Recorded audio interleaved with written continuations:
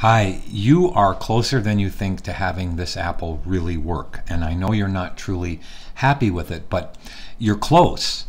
So I'm going to click on your reference layer, and I'm going to show you that I already drew a path up and around this shine spot, this where the little apple core and the stem go in. Okay, so right there is my path. All right, now I'm going to hit the P key and I'm going to click on it so you can see I followed this line very accurately. And then, of course, like you did, I went outside of it because it's going to be clipped to your apple layer anyway. So watch what I do here. I'm going to command click that, and I'm going to go to the shine. Let me turn off the little thing here. And I'm going to go to this shine layer. If I hit the V key, I can right-hand click and go right to this Detail 2 layer, which is where that shine is, right? So I'm going to do two things. I'm going to go back to the reference and show you. We're going to cut off the stem right there as well. We're going to take the shine spot kind of and get rid of the shine inside where the stem goes. That's what I wanted to say. So I'm going to hit Command or Control H to hide that. Go to that layer which I had selected right here. All right, now I need to deselect it because I can see that this layer doesn't have a layer mask, and I don't ever add a layer mask with a selection active, or almost never. So I'm going to add a white layer mask to it. Now I'm going to remake the selection and hit Command H on it. Now I'm going to take my brush tool and I'm going to paint black at a flow of 10% inside that pit area to take away that shine. Okay, so I want to make sure that, and let me go back to your reference, I want to make sure that from this point up there is no shine. So adding a layer mask to that really helped. Now let's fix that area. Okay, so and let's fix the stem. So let me hit the V key on the stem and go to the, I need to deselect, hit the V key, and find out where the stem layer is. Well, there's part of it, and I can see all of this is the stem layer right there. So what I need to do is locate that part of the stem which goes below, it's probably the very bottom one. I need to locate that stem. Oh, there it is right there. Okay, so all I have to do is click on the layer mask, right? And just remove that. So if I make a selection of this, I actually want to paint outside the selection. Is he not inside? So I want to reverse the selection or inverse the selection. Hit Command H so I can hide this. Click to the layer mask and take my paint tool and paint black on the layer mask to now cut the stem off right there. Now let's turn this back on. Okay, we need to actually remove some of that shine on that layer anyway. So let's go like this, hit the V key again so I can go right to that layer, Detail 3. That's what right-hand clicking takes me right to that layer. Let's turn this off.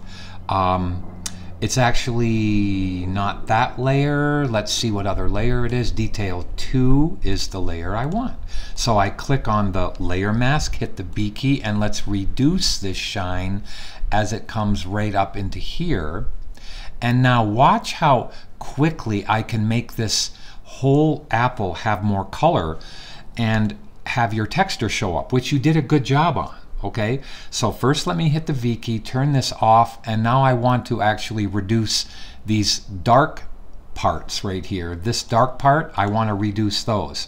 So I'm going to add a layer mask to that, turn on the bottom layer again so I can see where I want to click and paint. So I'm going to reduce that dark red as it goes below the stem. Now it's up in the top of the stem. Okay, so it's cool. Now let me click to your texture layer. You only have it at 4%. I'm going to raise it up because I like your texture. It just needs to be a little bit fine-tuned. Now let's click to the next texture and turn it up. Now what I want to do is get rid of the harsh tops of that texture.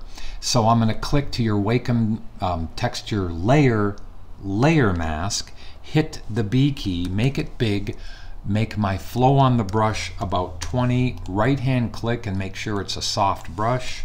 And now I'm going to paint out some of those harsh edges on the texture. okay, and especially as it goes over to the side of the apple. So see how I'm reducing by painting black on the layer mask some of the texture that you drew beautifully with the layer with your Wacom tablet. Now I'll click to the other layer mask and reduce that. Now look at how that texture is starting to really make that apple work.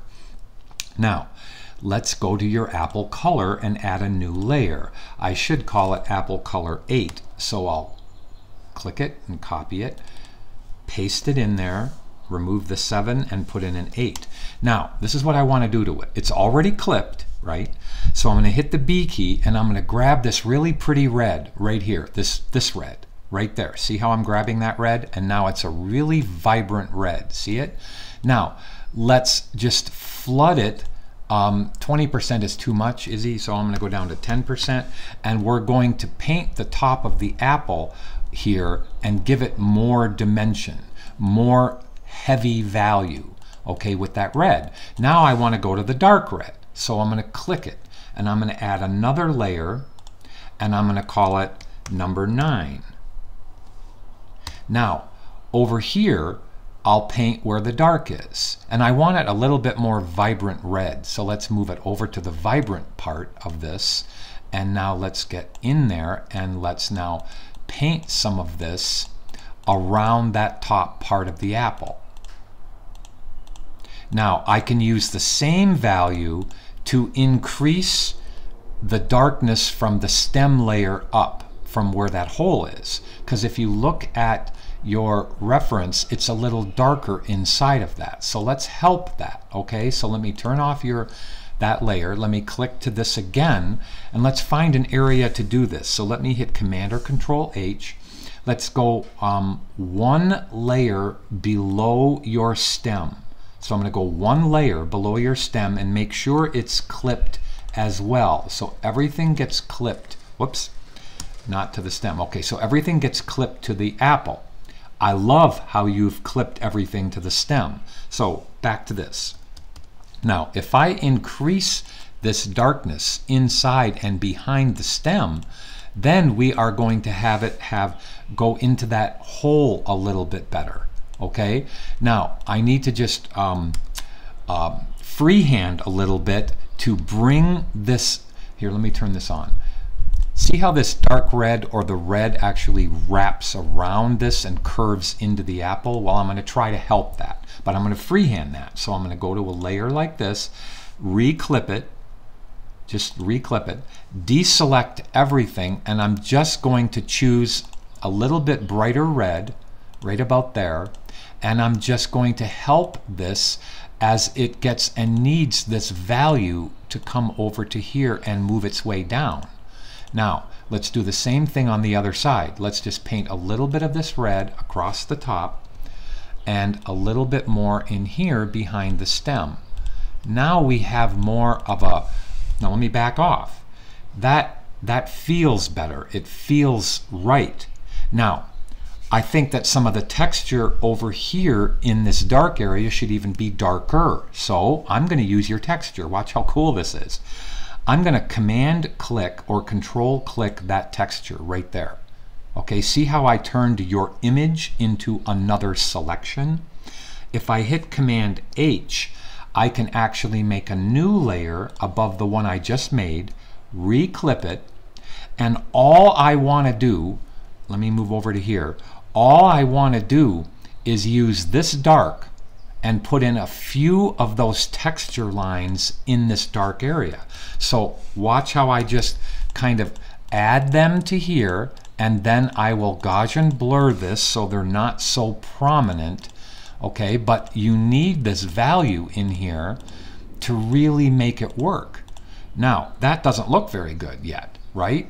Well, keep on going, Mr. Sorial, and add a layer mask to it. So if I deselect, so there's no selection active, add the layer mask to it and remove some of those tops by painting black on the layer mask, I'll be in business. Now, if I remove some of this, it's going to work, and if I Gaussian blur it, it's going to work. So with no selection active, let's go to, whoops, I'm clicked on the layer mask. I actually want to click on this image I just made. So I don't want to Gaussian blur the layer mask. I want to Gaussian blur the dark red lines. So let's go, Brian, to, again, Gaussian blur. And now it's 5.8 pixels. Let's go up a little higher than that. And there we go. Now, look at the strength of that apple. Look at how cool it is. Now let's do the shine a little bit more clean. So I'm going to take your shine layer and turn it off. Just pay attention to this, okay? Now, I'm going to go up to your reference layer and click on it. Now, I'm going to take a lasso and I'm going to lasso around that shine area. That's all I want. I want the thing I'm going to do to concentrate on this area, so I have to click on this layer. Now follow this. Select color range. Now look at how I can actually click on this white. Watch this picture in here. Okay, it'll turn white right there in a minute. Look at how now I have the shine spot. And the fuzziness means that it's going to grab more of the area or less of the area of that value. I'm going to click OK. Now I'm going to turn this off, and I have a really cool selection here. Don't trust what you see in the selection, okay? Because it's gonna actually fill all in the inside of this, but I really want to save that selection in channels. So I'm going to call this shine.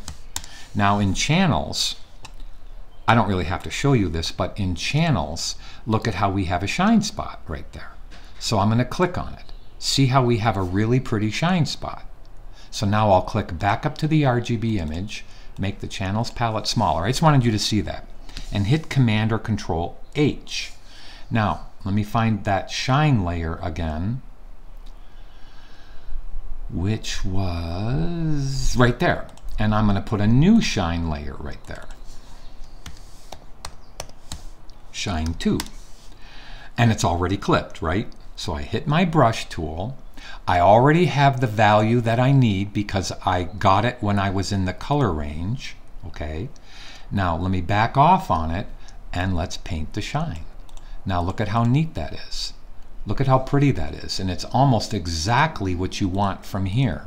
Almost. Now, what I should do is lighten the area around the shine a little bit. Okay, so right now it's kind of dark, and what I want to go and just is add right here to your upper layer, apple color, and I'll now go like this because this will be the top layer of the color, right? So now it's below the shine spot but above the color of the apple. Okay, so let me grab this value right here. Now see how pretty that is? It's a really pretty bright kind of lighter orange. Now let me turn off the reference layer, make sure I'm selected on this layer here, and let's paint around this. Oh, I have to deselect. I'm sorry. I had to deselect. I still had the selection active around, that was for the shine. Now, I probably need, now look what I'm doing. I'm adding this nice value that's in here, whoops, of this orange, almost like a red orange. And let's add it a little bit more out here. Now, let's come close to this and let's get a little bit more of this value if I can, and then I'll be done. Let's get a little bit more of this pink that's around here. So I eyedropped this. I now want to eyedrop this. So how do you do it? You select the layer, you deselect to make sure nothing's active. Take your lasso, Brian, and just give it a big lasso around this area. Now, let's enter color range again. This time I won't save the selection, but watch this. If I get close and grab this pixel, do you see how right there is going to be the selection? See where I'm actually pointing right there? Now I'll click OK. Now, I'm not even going to save this because it was easy to do, but I am going to hide it. Now I have the proper color. I just need to put a layer one below the new shine. So let me turn this off. Let's go to find the shine layer. Let's click a new layer and drop it underneath the shine layer. Now, if I take my brush tool, I can add that value around it like this. See how I'm painting that value around it, and you see how it's diffusing the shine into the apple. Now don't worry about this harsh line, we'll get rid of it in a second. So now that works beautifully. Okay, let's deselect, add a layer mask to this, paint black on the layer mask to get rid of that dark line. And now there is a little bit better interpretation of your apple than what you thought it was. Now, all we need are the dots. So you do have bigger dots in there, but we're going to use color range to see if we can actually put in the dots. So let me put a layer above, below the stem stuff, but above the apple, and we'll call this dots, and let me clip it. Now I'll put in here dots, and we're going to use the same technique that we've done 3 or 4 times. So I'm going to click to this reference layer, turn it on and click to it, make a selection by command clicking on it. See how I command clicked and now there's a selection around the apple? Okay, now let's enter color range. Now I'm going to zoom in and we're going to grab this value right here. Now it grabbed everything, but I'm going to lower this so that it only concentrates on the dots. All right, now I'm going to paint this or fill this and then use a layer mask. I'm going to hit Command H first to help my layer. So I don't even, oh, dots. Okay, so here is my dots layer. So let's turn off the apple. Let's click to my dots layer, which I don't even have. Now the fast way to do this is to just Option Delete and fill it. Now that kind of filled too much, so I'm going to Command Z back. All right, what I want to do is paint it at 10% and just locate the dots where I want them. And if I put on too many of them, then I can use a layer mask to reduce them. Now look how pretty that is. Look at how amazing that looks. To use color range to grab those dots was, well, it was the secret to this. And now there's your apple. So I think you did a great job. You just needed to finesse it a little bit more. Watch this movie a couple of times and let me know your thoughts.